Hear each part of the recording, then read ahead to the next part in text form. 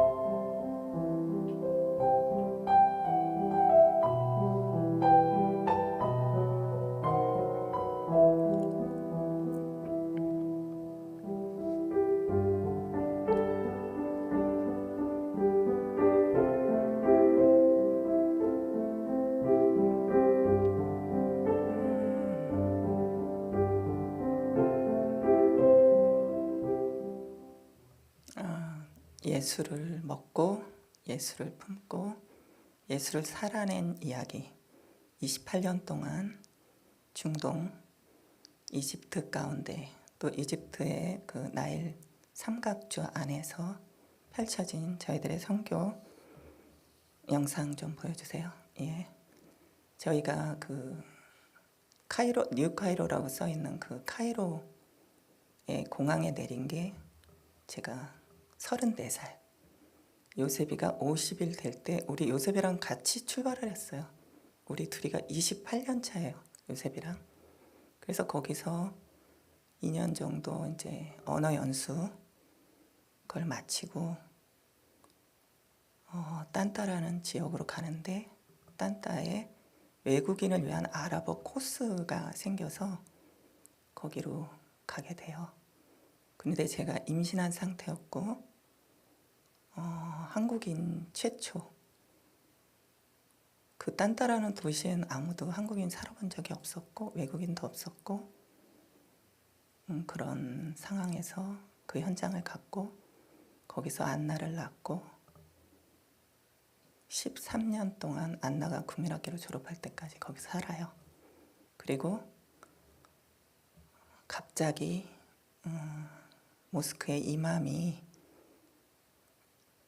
코리아 사람 조요한을 죽여라, 그런 지하드가 선포되는 바람에 250km 떨어진 이스마일리아라는 도시로 도망가서 또 13년을 살게 돼요. 이스마일리아는 저 포토사이드라는 지점에서 수에즈까지 그 수에즈 운하가 통과하는 지점이고, 이스마일리아는 수에즈 운하의 본부가 있는 아주 중요한 도시죠. 이슬람 형제단이 이스마일리아에서 태동된 곳이기도 합니다. 아주 강경한 그런 도시로 가서 살게 됐습니다. 거기서 중고등학교를 마쳐요, 아이들이. 여기서 이집트의 부흥과 이스라엘의 회복이라는 타이틀을 걸었죠. 저희가 그 딴따라는 지역과 이스마일리아에 살면서 전방위적으로 교회를 개척합니다. 가정교회를. 그래서 20개 지역 105개의 예배처소를 오픈하고 20개의 가정 모임이 계속적으로 진행되고 있고요. 지금 이스라엘과 하마스 전쟁이 벌어지고 있는 저 지역까지 저희들이 아릿이라는 지역이 20km 지점이에요. 라파 국경에서. 거기까지 그렇게 일을 해요.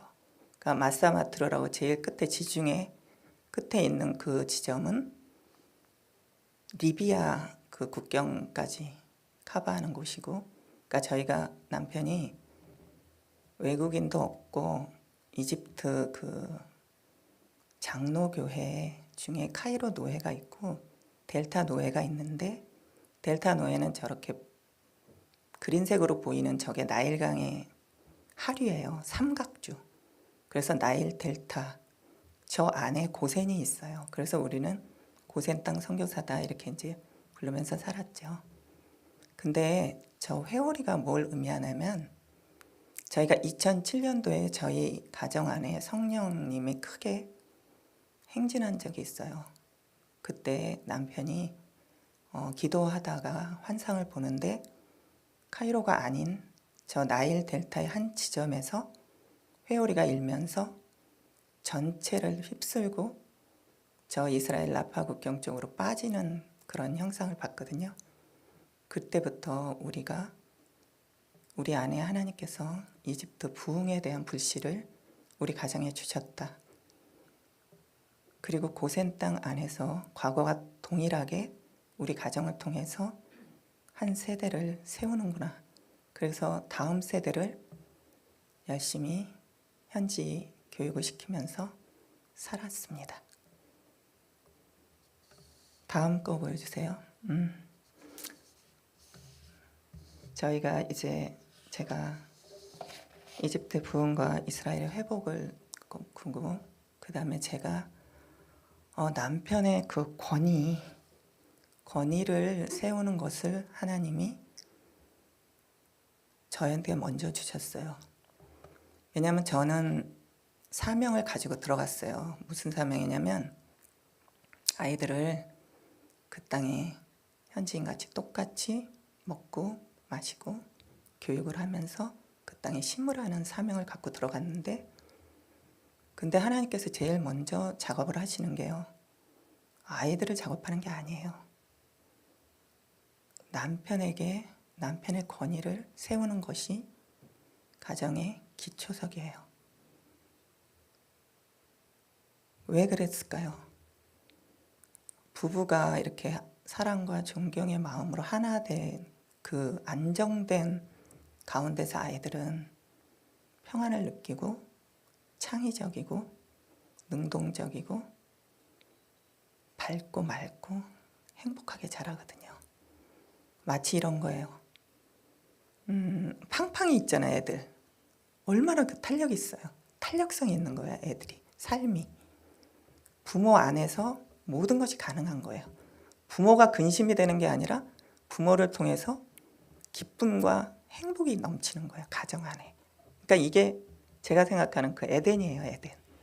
에덴을 세우는데 하나님께서 제일 먼저 저한테 이제 남편에게 순종하라 그 타이틀을 제가 걸었는데, 제가 아까도 말했지만 그 아이를 1살, 2살 남자애 둘이 있는데 아이를 또 가졌는데 어딘지도 모르는 데 가서 애를 낳아야 되는 그 상황이 딱 닥치면요, 저도 청년 때 다코스라는 별명이 있었어요. 쟤는 앞만 보고 말이 많이 나와요. 제 인생에는 막 뛰는 애, 앞뒤가 없는 거예요. 그냥 모든 예배에 다 참석하고 모든 집회에 다 있고 딱 가면 다 있는 거야, 쟤는. 그래서 제 별명이 다코스였는데, 다코스가 무섭더라니까요. 사는 게 두려운 거예요. 죽을 것 같은 거예요, 진짜. 믿음을 따라갈 수가 없어요. 우리 남편의 믿음을. 간다는데, 가야 되는데 못 가겠는 거예요. 꼭 가면 죽을 것 같은 거예요. 애는 제가 낳잖아요. 근데 자신이 없는 거예요. 그리고 아무도 도와줄 사람이 없잖아요. 거기 가면 한국 사람도 아무도 없고 뭐 말도 제대로 못해. 상상하면 막 상상이 안 돼요. 그리고 어디 가서 애를 낳는 거지? 병실은 어떻게 생겼지? 의사는 어떻지? 그러니까 맨날 싸워.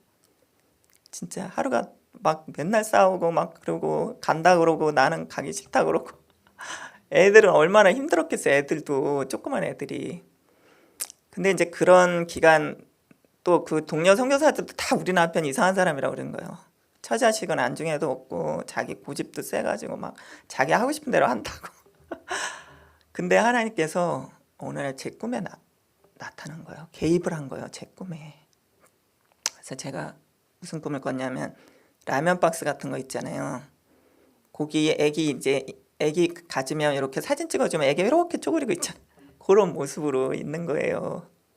그래서 내 생각에도 꿈꾸면서도 우리 생각하잖아요. 나 죽었다. 바닷물에 빠지는데 어떻게 살아나. 근데 조금 있다 보니까 이렇게 해변가로 나와 있는 거예요. 내가 살았어요. 근데 여러분 생각해 보세요. 그게 뭘 의미하는지 알아요? 그게 그 당시에 저의 영적인 상태예요. 그렇게 영안이 어두웠고, 아무리 내가 대형교회 다니고 이래도 청년부 간부 안 해본 거 없어요. 저 다 해봤어요. 다코스잖아요. 다코스인데 영적 상태는 완전 베이비야. 그런 상태로 이제 시작을 하는데, 근데 그러면서 제가 그때 하나님 말씀이 뭐냐면, 너 죽는 거 아니야. 죽으면 죽는 게 아니라 사는 거다는 그런 메시지를 준 거예요. 근데 제가 그 상황에서 바보가 아닌 이상 어떤 느낌이 딱 오냐면, 하나님은 우리 남편이 가고자 하는 그 곳을 좋아하는구나. 거기 같이 가기를 원하는구나. 그 마음이 생기더라고요. 근데 마침 그때 그 한인교회 타이틀이, 주제가 순종하라. 그 긴 달력 있잖아요. 순종하라가 쫙 있는 거예요. 근데 그 순종하라, 그게 사실 하나님께 순종하라잖아.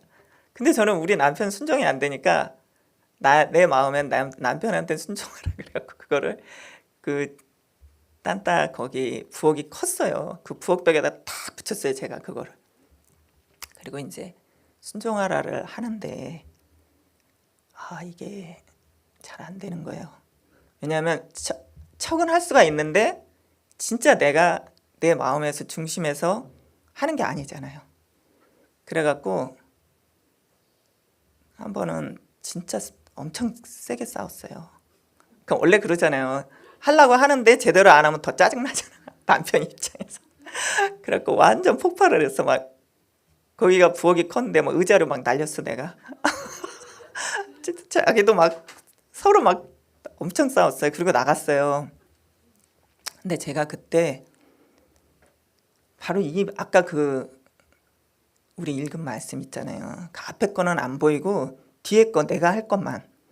아내들도 자기는 내 성경에 경외하라로 써 있었어요 그때. 그래갖고 아내도 자기 남편을 존경이 아니라 경외. 근데 제가 시를 쓰는 사람이잖아요. 그러니까 단어에 민감해요.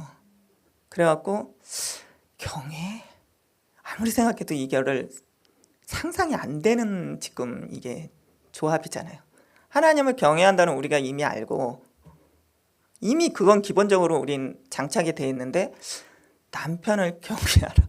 아, 나 도대체가 이거 어떻게 할 수가 없는 거라. 어떻게 이거를 혼자서 막 궁리라는 거예요. 이 궁리 저 궁리.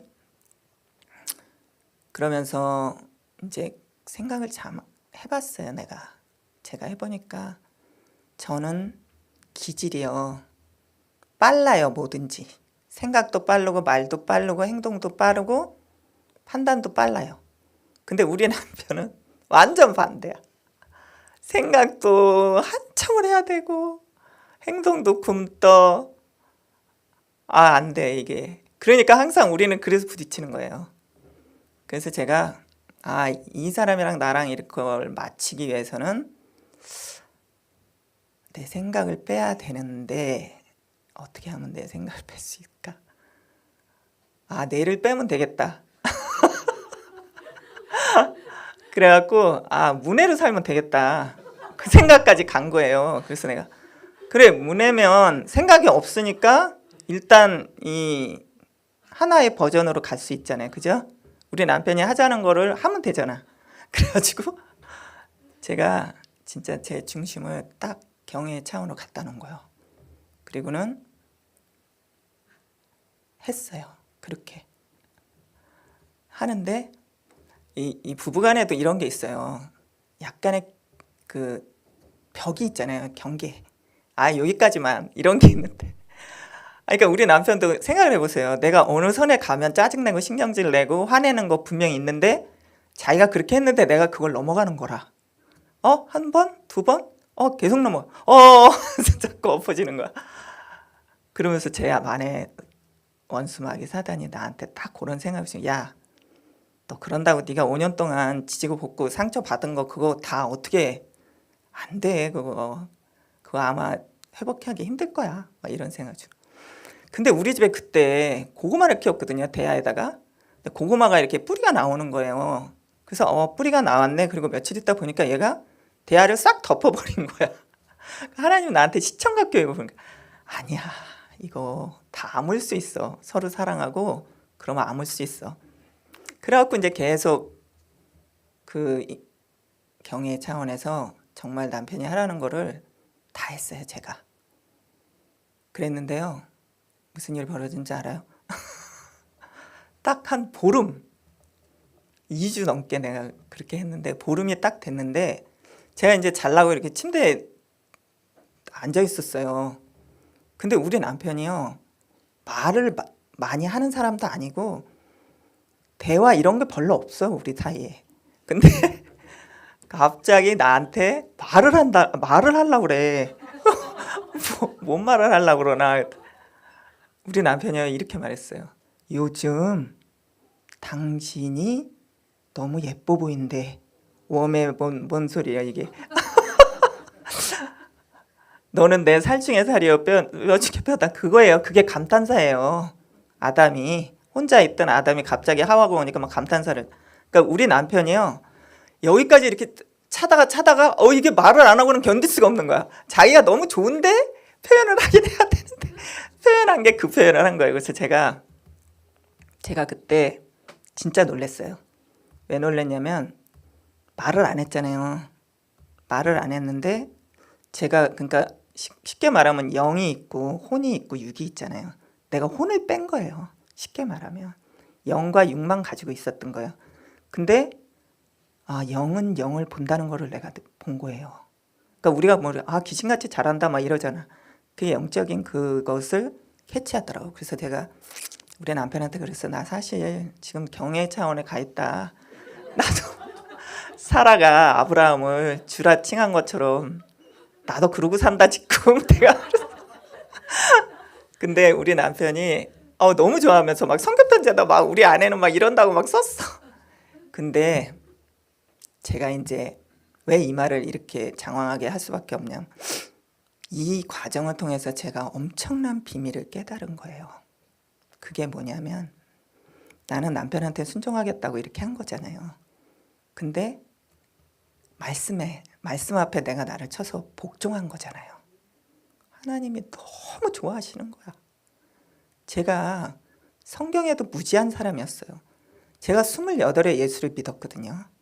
근데 지금 34살에 거기 가 있잖아요. 내가 성경을 뭘 알고 말씀을 뭘 얼마나 잘 알겠어요. 하나님에 대해서 얼마나 잘 알겠어요. 경험적인 게 없잖아요. 학습된 거밖에. 근데 경험이 시작되는 거예요, 이제. 하나님과의 그게. 근데 제가 그 신구약이 열리고요. 그 여인들의 삶이 해석이 되는 거예요, 이제.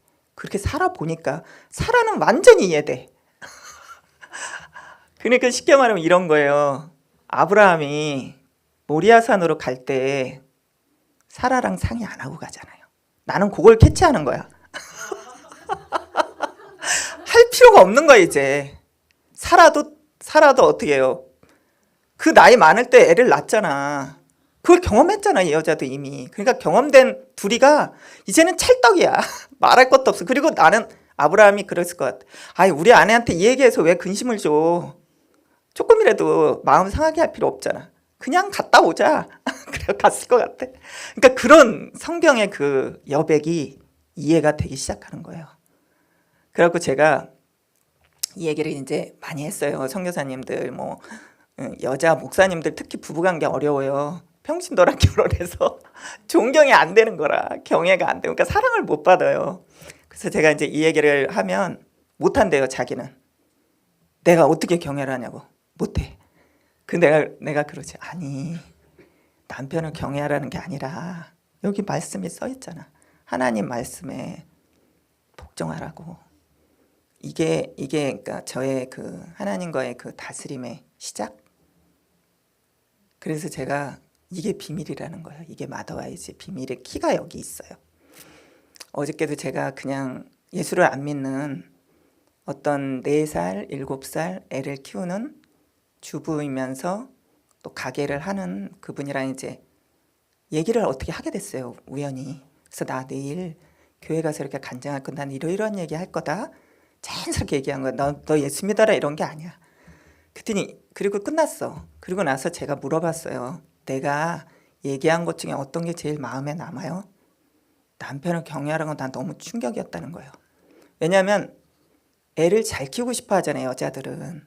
근데 애를 잘 키우려면 남편을 경외해야 돼.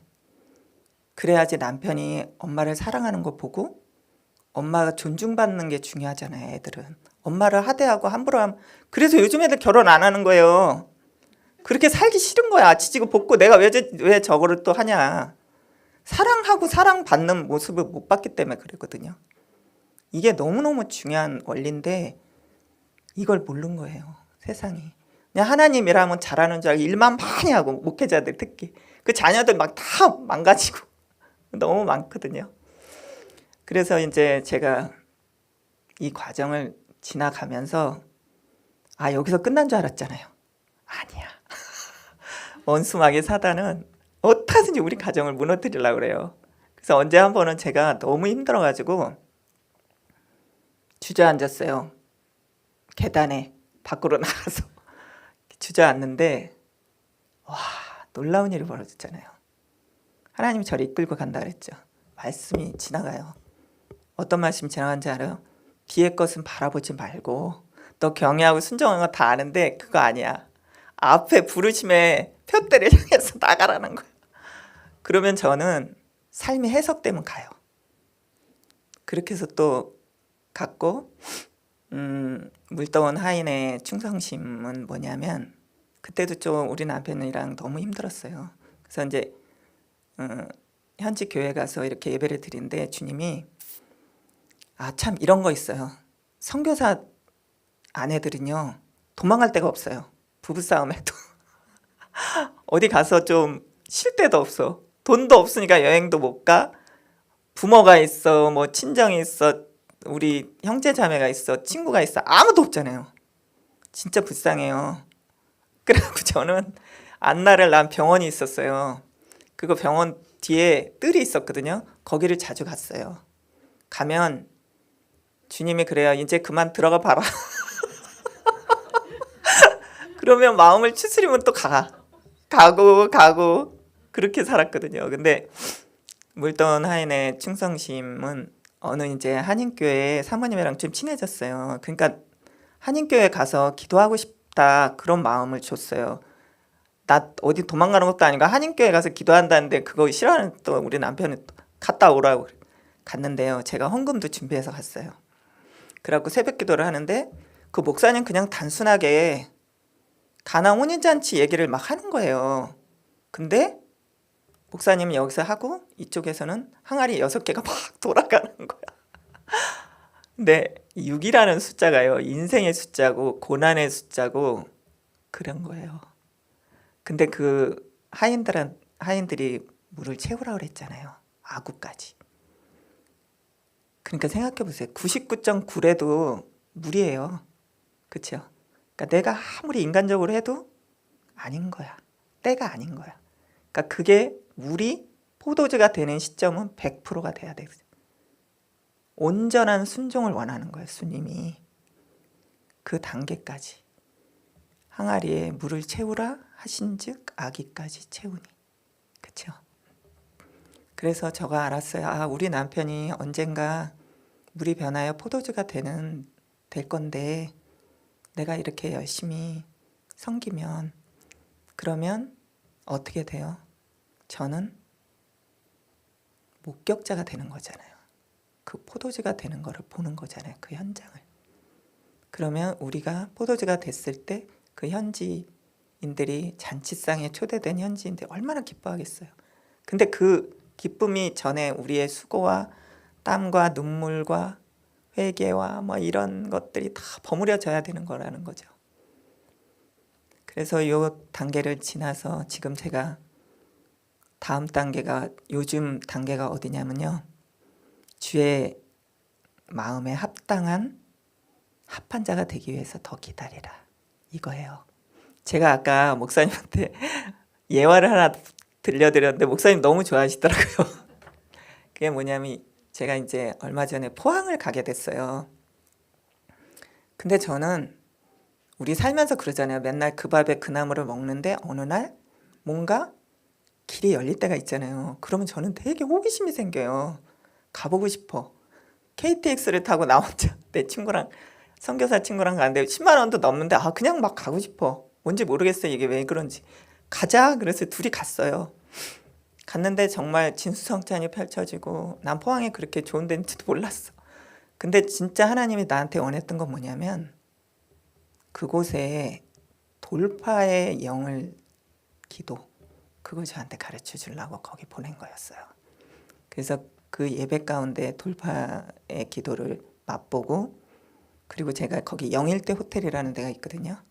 그 포철에서 하는 아주 유명한 그 VIP 호텔인데 진짜 제일 좋은 방을 준 것 같아요. 저한테.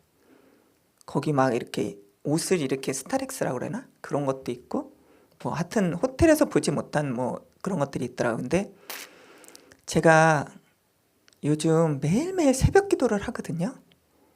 그러니까 저는 제가 말씀을 되게 사모해요. 그래갖고 새벽 기도 아니라 어디 오늘 오다가도 이렇게 말씀이 있으면 그 말씀을 겨우 씹어 먹는 스타일이에요. 그 말씀 나한테 주는 거라고 생각하고. 근데 제가 그날 이제 눈을 딱 뜨면서 아 오늘은 새벽 기도가 없네. 그러면서 제가 이제 제 블로그에 보면 1년 전에 글이 올라와요. 그래서 이렇게 딱 열었는데 1년 전에 글이 설교를 정리해 놓은 게 있는 거예요. 그래갖고 너무 선물을 이렇게 쫙 뜯는 것처럼 조심조심 하면서 무슨 말씀입니까? 너무 기대가 막 읽는데 제가 폭풍 눈물을 흘렸다는 거 아닙니까? 그 말씀이 내용이 뭐냐면 다윗이 사울한테 쫓겨갖고 엔게디 광야를 헤맬 때 사울이 3,000명을 데리고 막 잡으러 다니는데 다윗이 있는 그 굴로 들어가잖아요. 볼일을 보려고. 그러면 다윗과 같이 있는 사람은 어떻게 돼요? 환호성을 치죠. 드디어 너는 나의 밥이다. 근데 다윗은 어떻게 해요? 옷을 살짝만 베고 그것조차도 자기 마음을 베인 것처럼 아파하잖아요. 왜? 하나님의 말씀에 기름 부은 자는 건드리지 말라 그랬으니까. 다 된 밥이라도 포기하는 거예요, 다윗은. 왜? 하나님 앞에 신실한 자니까. 근데 또 하나 예화는 뭐냐면 아라비아에서 그 왕들의 명말을 뽑을 때 좋은 말들을 수입해다가 훈련을 시켜요. 좋은 거를 먹이는데 먹일 때마다 휘스를 부는 거예요, 마부가. 그래서 아주 좋은 사료, 물 이런 걸 선별해서 먹이는데 그렇게 좋은 시간을 보내다가 한 3일 정도를 단식을 시키는 거예요, 이 말들을. 그리고 4일째 되는 날 오아시스로 데려가요. 그러면 어떤 현상이 벌어지겠어요? 동물은 동물적 감각이라는 게 있잖아요. 물 냄새를 맡는, 얘는 찌는 거죠. 막 뛰어가서 모든 말들이 물을 마시는데 그 오아시스 앞에 서 있는 말이 있어요. 왜? 휘슬이 안 불렸다는 거죠. 이 말은 지각, 자각 능력이 있는 감각, 영적 감각이 있는 말인 거예요. 그때 마부가 와서 낙인을 찍어요. 너는 왕에게 합당한 말이다. 그 말씀을 주니까 제가 폭풍 눈물을 흘리는 거예요. 하나님 나에게 여기까지 나를 쓰기를 원하는구나. 정말 명품이 되길 원하는구나 내가. 그러니까 막 친구가 있으니까 화장실 가서 막 울었다니까요. 그러니까 그 주님과의 그 뭐라 그럴까, 그 동행, 그게 너무 진한 거야 지금은 막. 그래갖고 사실 저 며칠 전에 오륜교회랑 이렇게 파송 관계가 끝났거든요. 근데요, 우리 부부한테 희한한 일이 벌어진 거예요. 그 전날부터요, 평안히 임하는 거예요. 어떻게 이럴 수가 있지? 그리고 우리 둘이 그런 대화를 했어. 내일 무슨 일이 결정이 되든 우리는 아무렇지도 않아. 이렇게 된 거예요. 놀랍지 않아요? 이게 뭐지? 그랬는데 그 다음날 새벽기도 가서 풀었어요. 새벽기도에 무슨 내용이 나왔냐면 이스라엘 백성들이 유월절을 넘어가는 그날이에요. 그날인데 유월절에 1년 된 숫양, 흠이 없는 양을 바쳐서 그 피를 왜 이렇게 문설주 인방에 바르잖아요. 마치 십자가 이렇게 모양같이. 그리고 그 안에는 가족끼리 집안에서요, 그 고기를 그날 다 먹어야 돼요. 남으면 다 태워야 돼요. 근데 날 걸로 먹으면 안 돼요. 그게 뭐예요? 말씀을 살아내야 되는 거예요. 먹어야 돼요. 날 거는 못 먹잖아. 체하잖아. 배 아프잖아요. 그리고 물에다 끓여도 안 돼요. 삶아도 안 돼. 혼합이 되잖아요. 물이랑. 구워야 돼요. 근데 그게 불이잖아요. 불이 뭐예요? 성령불이잖아, 성령. 그래갖고 불순물을 다 태우잖아요. 그래갖고 그 알맹이만 먹잖아요. 그게 비밀이에요. 우리가 둘이 엄청 6개월 동안 그렇게 말씀을 달게 먹은 거예요. 맛있게. 그러다 보니까 우리도 모르게 내성이 생긴 거예요. 그렇죠? 흔들림이 없는 거예요. 세상에 그게 6월절이잖아요. 다 지나갔잖아요. 패스. 그러니까 제가 깜짝 놀란 게 뭐냐면 6월절이 이스라엘 백성 그 절기를 기념하는 그게 아니라 지금 현재 진행형, 지금 우리가 그렇게 머리와 내장과 다리도 다 태워서 먹었거든요. 골고루 말씀을 집 안에서 먹으면 어떤 일이 벌어져도 요동치 않아요. 왜? 주님이 이 세상 전부인데 그분이 나를 알고 내가 저 안에 내가 그 안에 있는데 뭐가 두려워요? 사실 우리 3월 14일 날 우리 한국에 왔는데 3월 12일 날 우리 남편이랑 철회를 했거든요. 그때 우리 남편은 이집 트립에서 기도를 많이 했고 저는 이걸 기도했어요. 뭘 기도했냐면 주님이 성령님이 우리 안에 들어오신다. 그걸 내주라 그래요. 그리고 항상 계시는 거를 상주라고 그러거든요. 그 다음 단계가 뭐냐면 안주, 평안할 안, 평안한 거예요. 저는 그걸 간구했어요. 하나님, 나 이렇게 살고 싶어요. 하나님 안에서 주님이 내 안에 성령님의 편안한 관계가 그 믿음 생활을 하고 싶다고 막 하는데 이제 깜깜해갖고 점점 환해지는데 깨달음이 오는 거예요. 그게 저가 내 안에, 내가 저 안에 있으면 이 사람은 많은 열매를 맺나니? 그거예요. 그래서 너무 제가 오늘 여기 올 때 어떤 마음이 들었냐, 꼭 요셉이가 장가가는 날 내가 막 이렇게 예쁘게 차려입고 결혼식장에 오는 그런 기분이 드는 거야. 뭔지 모르게 그런 거 있잖아요. 하나님 나를 환대한다? 왜냐하면 저는 이런 자리에 서본 적이 없어요. 어쩌면 이게 그냥 선교사들 앞에서는 이렇게 얘기를 한 적은 있는데 정말 이렇게 교회 앞에서 이런 마더 와이즈의 비밀을 오픈한 적은 처음인 것 같아요. 그러니까 여러분은 정말 오늘 100만 불짜리 자녀를 다 키웠다고 나는 옛날 얘기인데 그게 아니에요. 손자가 있잖아요. 손녀가 있고 걔네들한테도 정리를 해주면 좋죠. 그래서 제가 이제 아이들을 어떤 마음으로 어떤 기도하는 마음으로 했는지 그거를 좀 할게요.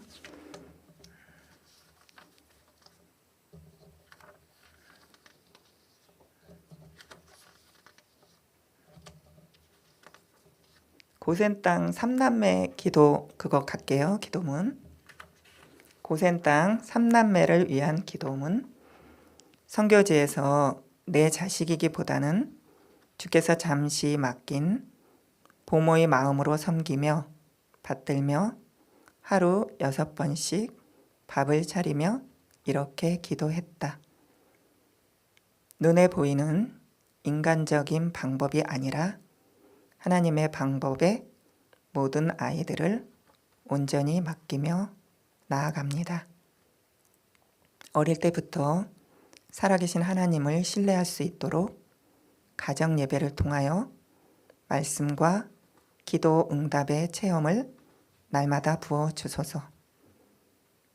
공부 잘하는 아이들이기보다는 치우침이 없이 고르게 전인적으로 자라나게 하소서. 주입식 교육으로 본연의 창의력을 잃지 않도록 현지인 교육의 장단점을 보완, 4개월의 여름방학 동안 플러스 알파의 축복을 누릴 수 있도록 아이들이 아무쪼록 티 없이 자라나게 하소서. 뭔가 맺혀서 한평생 응어리지지 않도록 분노 감정을 잘 다스려 아이들이 삶과 공부의 어려움들을 스스로 극복할 수 있도록 잡념에 사로잡히지 않도록 운동을 통한 해소 방법의 통로를 열어주소서. 세상은 넓고 인종은 다양하고 문화도 천차만별, 언제 어디서 누구를 만나도 자연스럽게 그들과 친구가 될 수 있도록 2년마다 중동 선교사 모임에 참석하여 중동 각 나라의 문화와 각기 다른 살아있는 아랍어를 체험하게 하소서. 사람들은 이기적이고 자신만을 점점 사랑합니다. 나보다 다른 사람을 배려할 줄 아는 폭넓은 마음을 지니게 하소서. 아이들이 하나님이 기뻐하시는 좁은 길의 은혜를 증거할 수 있기를 아버지와 어머니의 역할, 사랑과 순종의 실천을 통하여 어릴 때부터 성경적 가정관을 배워 온전한 어른으로 자라가게 하소서. 아랍어가 어려워 학교에서 매맞고 눈물 많이 흘리며 힘겨워하지만 어릴 때부터 혹독한 고난 지수를 통하여 아이들의 나중이 창백해 하소서. 여러 가지 예체능 교육의 미비점은 열린 공간은 자연을 통하여 동물 친화력과 절대 미감을 지니게 하소서. 한창 자라나는 아이들이 배고픔을 느끼지 않도록 열심히 음식을 만들어 공급하며 오픈 주방에서 아이들이 함께 만들게 하소서. 어릴 때부터 균형 잡힌 건강체로 자신감이 넘치게 성장할 수 있도록 아들이나 딸이나 모두 다 스스로 음식으로 섬기고 요리가 즐겁게 하소서. MK라 다문화를 수용해야 하는 벅참이 있지만 이해의 폭을 넓혀서 어떤 상황에서도 자연스럽게 적응할 수 있게 하소서. 동서양 두 대륙 사이의 지리적 여건을 어릴 때부터 몸소 익혀 모든 인류를 품고 기도함으로 중동과 세계 평화에 기여하게 하소서.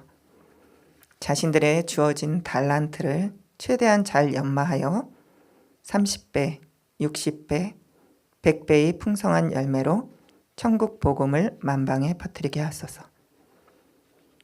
아이들을 낳아서 현지인과 똑같이 그 땅에 심어라.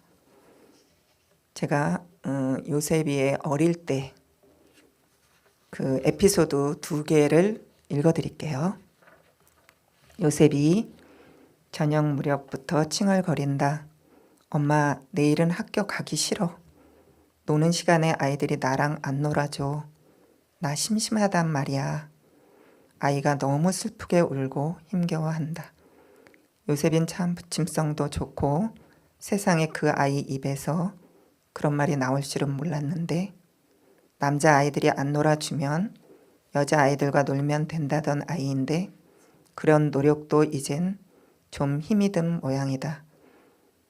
다른 친구들은 경찰이고 자기만 맨날 범인시켜서 도망 다녀서 다리가 너무 아프다고 한다. 키가 커서 맨날 뒷자리만 앉아서 칠판에 글씨를 보려고 많이 서 있어서 또 힘들다고 한다. 운동과 미술에 재능이 있어서 안식년 때 한번 가본 수족관 풍경을 그대로 재현해서 반 아이들 모두가 놀랐다는데 선생님이 자기만 칭찬했다고 좋아했는데 얼마 전 골키퍼가 되었다고 좋아하면서 엄마, 내가 애들한테 이렇게 말했다? 무슨 일을 하든지 기도를 먼저 해야 한다고 내일 축구 시합 전에 기도하고 시작하자고 했어요. 우리 둘이 그 소리를 듣고 참 좋았는데 그래, 잘 자라고 있구나. 공부가 좀 뛰어나지 못해도 그분을 바라보는 아들의 시각에 만족했는데 언젠가 마흐무드 선생님이랑 종교 과목 공부하다가 소경을 어떻게 거리에서 도울 수 있냐는 문제에 예수 그리스도의 이름으로 명하노니 눈을 뜨라 해서 엄마도 깜짝 놀랐는데 지중해 바다를 걸으면서 주님은 나를 사랑해, 주님은 나를 축복해 요셉의 찬양을 들으면서 우리 둘이 뒤에서 참 행복했는데 주님, 우리 요셉이 사랑하시죠? 얼마나 피곤하면 코를 골면서 자고 있어요. 울 아이지만 당신께 드린 아이인 거 아시죠? 아직 어리지만 남들은 다 좋은 곳으로 갔지만 우리 여기서 안간힘을 쓰는 거 아시죠? 요셉이 쓰러지면 아무것도 할 수가 없습니다. 누리와 안나도 너무 힘들어요. 요셉이 일으켜 세워주세요. 당신이 골고다 십자가상에서 고통받으신 것 우리 요셉이 잘 이해하고 있어요. 아이들 모두 매일 졸라요. 엄마, 성경책 읽어줘요. 엄마, 유다는 지옥 갔어요. 천국 갔어요. 사랑의 주님, 우리에게 당신의 빛된 사명을 감당할 수 있도록 요셉의 상처난 마음을 어루만져 주시고 좋은 친구를 보내주세요. 누리가 친구가 없어서 기도했을 때 친구를 보내주셨듯이 울 요셉이 기도하면 아버지께서 더 좋은 친구 주심을 알게 하소서. 요셉아, 미안하다. 너랑 말도 잘 통하는 한국 학교 보냈으면 이런 일은 없었을 텐데 이 어미가 너무 모질게 널 힘들게 하는구나. 주여 우리 아이들, 아니 당신의 아이들 아직 너무 어린 새순입니다. 비바람에 쓰러져 가지를 다치지 않도록 당신의 전능의 손길로 꼭 싸매어 주소서. 예수님의 이름으로 기도드립니다. 아멘. 2003년 4월 17일 요셉이가 8살 때예요. 또 하나 에피소드로 이제 마무리할게요. 요셉이 아랍어 시험에 떨어졌고 누리는 비상한 머리 덕택에 한 번의 시험으로 그동안의 점수를 만회하면서 통과되었다. 그냥 대충 공부했으면 그리 실망하지도 않았을 텐데 온 가족이 참으로 힘든 시간이었다. 요셉이 무더위 속에서 방학도 없이 다시 아랍어 재시험을 위해서 공부한다는 것이 우리를 낙심 속으로 깊이 빠져들게 하는데 아랍어 선생님이 주문을 한다. 매를 때려도 되겠냐고. 좋다. 부모된 심정으로 다스려 달라 했지만 하지만 첫날은 그런대로 손바닥 몇 대만 맞았는데 다음 날은 수도 없이 맞는 소리가 나더니 거실에서 일 보던 남편도 벌겋게 말을 못할 지경인데 나중에 보니 다리도 맞고 손바닥에서도 피가 날 지경이니 우리가 이렇게 10살 된 아이를 공부시켜야 하는가? 아이의 정서가 혹시라도 잘못되면 어쩌냐? 도저히 더 이상은 참을 수 없다. 현지인 학교를 포기하고 외국인 학교로 가자. 등등. 아랍어를 잘하면 장차 중동을 여는 열쇠처럼 자유자재로 자신들이 원하는 곳에서 하나님의 사역을 마음껏 펼칠 수 있을 터이지만 부모의 욕심인가? 하늘 아버지의 뜻인가? 자책감 때문에 너무 괴로웠지만 우린 그래도 해야 한다는 결론을 내리고 남편이 선생님과 체벌에 대해서 서로 의견을 나누었고 일담배는 꼭 필요할 시 몰아서 한 번에 때린다고 못 박았다. 어린 아들의 십자가가 너무 무겁다는 생각 때문에 원망도 나오고 마음이 무너지는데 우리 가족이 아브라함이 아닌데 웬 시험이 이리도 질긴지 엎치락 뒤치락 잠을 못 이루는데 이렇게 살기 좋은 세상에서 어찌 우리는 광야길을 헤매고 있는 것인지 이곳에 온 우리 같은 선교사님들에게는 너무나 생소한 고민을 도맡아 지고 있으니 깊이 잠들지 못하는 새벽녘에 말씀을 주셨다. 나 여호와가 말하노라. 너희를 향한 나의 생각은 내가 아나니 재앙이 아니라 곧 평안이요 너희 장래에 소망을 주려 하는 것이라. 생각이라. 다음 날 아이들이 성경학교에서 배운 노래가 들려왔다. 흔들수록 쭉정이는 밖으로 밖으로 밖으로 흔들수록 알맹이는 안으로 안으로 안으로 쭉정이는 날아가고 알곡만 남아요. 우리들은 모두 더 알곡이 됩시다. 하늘 아버지의 자상하심에 부끄러움을 느꼈다. 답답하면 답답한 대로 그냥 두지 아니하시고 꽉 막힌 무지함을 걷어내시고 새로운 세계를 보여주심을 사랑은 즐거움만도 아니며 두렵고 떨림으로 이루어 나가야 함을 2005년 6월 13일에 요셉이가 10살 때 에피소드입니다. 딱 10시에 맞췄네요. 제가 한 가지만 더 저도 몰랐어요. 하나님께서 왜 이 아랍어 교육을 우리에게 계속적으로 몇 가지 또 에피소드가 더 있어요. 근데 제가 그걸 발견했어요. 아무도 가지 않는 그 광야로 들어갔잖아요, 우리가. 근데 언제 한번 누리가 학교를 간다고 분명히 손을 잡고 갔거든요, 셋이. 근데 나 일주일 동안 얘가 PC방을 갔던 거예요, 우리 누리가. 그걸 안 나네 반 애가 니네 오빠 요즘 학교 안 온다고 그래갖고 알게 됐어요. 나중에 보니까 쇠막대로 맞았는데 걔도 나랑 비슷한가 봐. 해석이 안 된 거예요. 왜 내가 맞아야 돼? 나 잘못한 것도 없는데. 그리고 걔가 또 여자친구가 있었어요. 자기가 좋아하는 애. 쪽팔리기도 하고 이해도 안 되고 학교도 화나고 그러니까 그냥 뛰쳐나가 버려. 그래갖고 어떻게 해요 얘를. 그래갖고 기도를 한 거예요. 우리가 10일 동안. 그리고 제가 처음으로 주님한테 주님 제가 처음으로 이렇게 어떻게 해요. 이 상황에 너무 우리 아들이 마음이 너무 힘든 것 같은데 어떡하면 두루마리를 또 펼쳐주시더라고요. 하늘의 뜻이 땅에서 이룬 것처럼 그게 딱 펼쳐지더니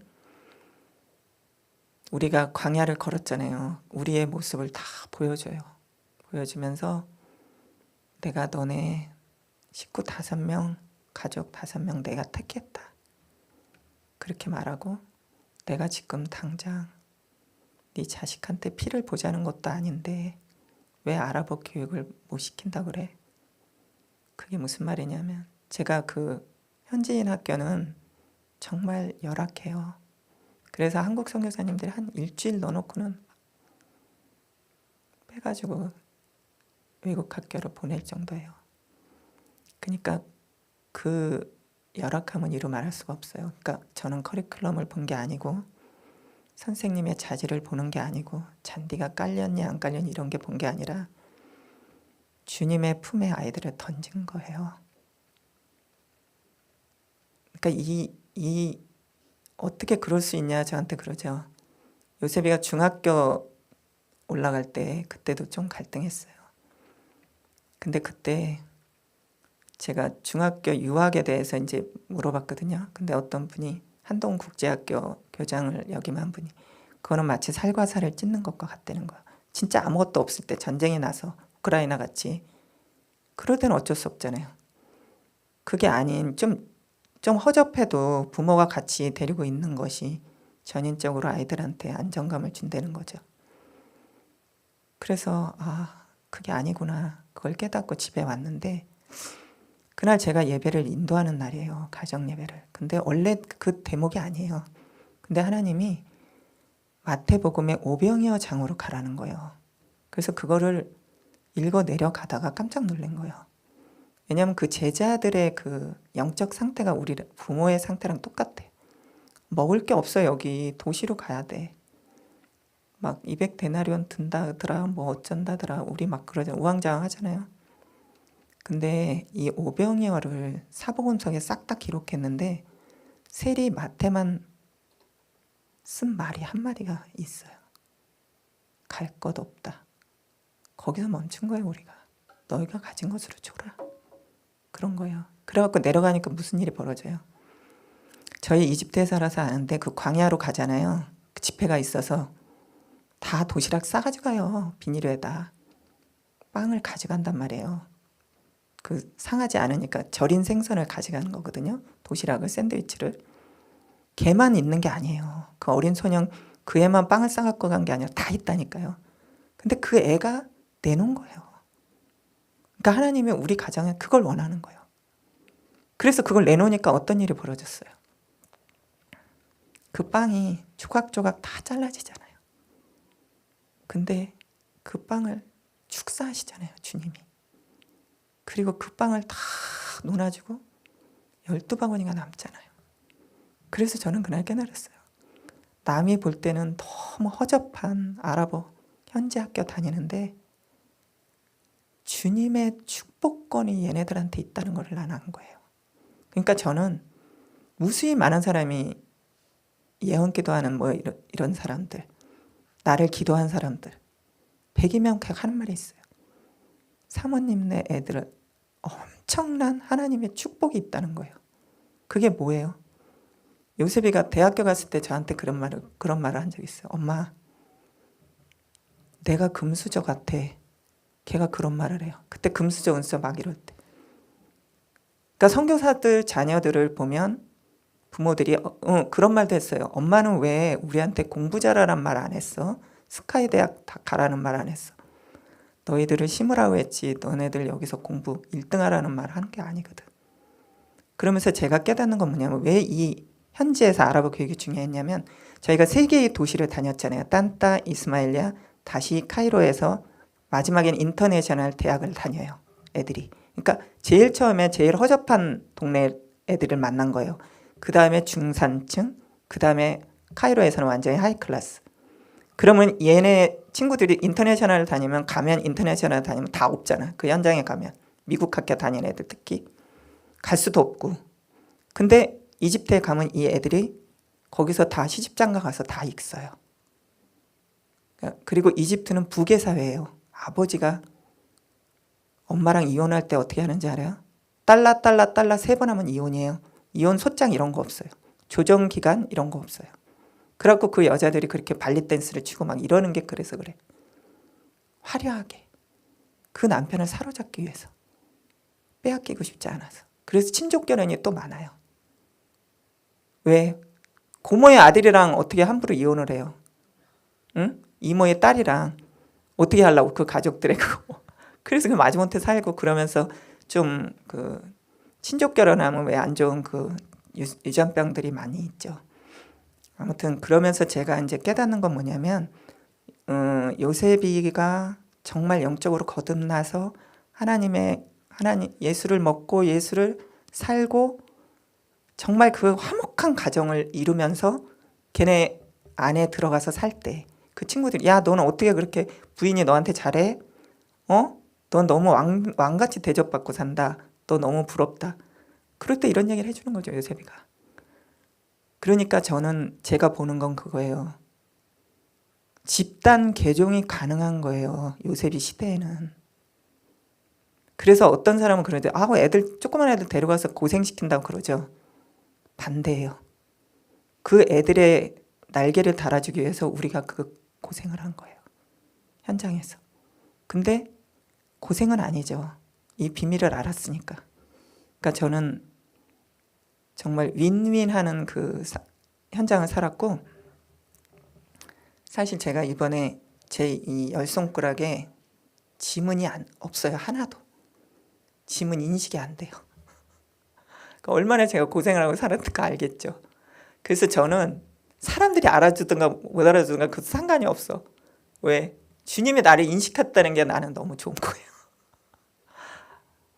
그래서 저는 여러분들이 정말 그냥 건성건성으로 예배드리지 마시고, 진짜 그 목사님의 그 입에서 나오는 그 말씀이 그냥 주님이 나한테 준 거라고 그러고, 저는 그 광야에 살았잖아요. 사막에. 그러니까 물 한 방울 떨어지는 그게 난 너무 귀한 거야. 소중한 거야. 그래서 그거를 붙잡은 거예요. 붙잡다가 보니까 여기까지 온 거예요. 그래갖고 정말 명마를 만들어주겠다는, 내가 얼마나 감동이 됩니까? 나같이 허접한 사람이. 저는 포지션이 없어요. 무슨 학벌이 좋고 뭐 이런 게 아무것도 없거든요. 근데 기름 부음을 준다는 거예요. 그걸 가져가고 싶은 거예요. 그러니까 저는 여러분에게 정말 이 세상이 원하는 거 그거 다 없어요. 나중에 정말 남는 건 기름 부음이고, 주님이 오시면 어떡할 거예요? 당장 내일이라도 내가 초이스 될 수 있어요? 뭘로? 돈이 아니라니까요. 서울대학 졸업장 아니고 그분이 저가 내 안에, 내가 저 안에 있으면 가는 거예요.